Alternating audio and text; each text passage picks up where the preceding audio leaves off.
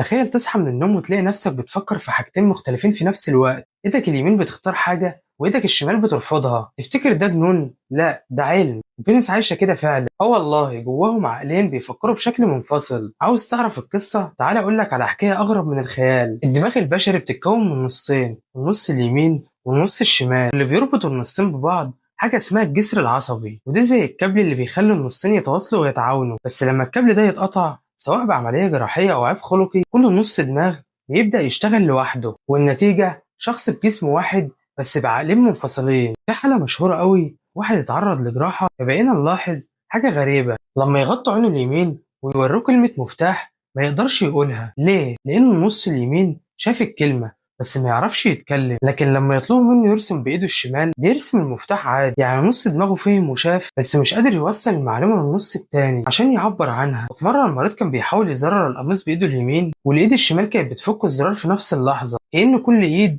وراها عقل وكل عقل له رأي.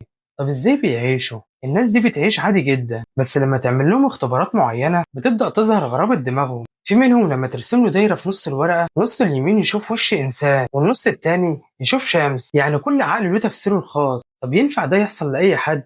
أيوة، لكن غالبا بيحصل نتيجة عمليات معينة لعلاج الصرع الشديد، والدكاترة بيقطعوا الاتصال بين نصين الدماغ عشان ما يعديش من النبض الكهربائي. لكن عمر ما حد كان يتخيل إن ده هيخلق شخصين في شخص واحد. العقل البشري معجزة، وساعات لما تحاول تصلح حاجة تكتشف إنك فتحت باب لعالم تاني جوه دماغك. العالم ده مش بس غريب، ده بيخبي أسرار عن نفسنا إحنا مش عارفينها لحد النهاردة.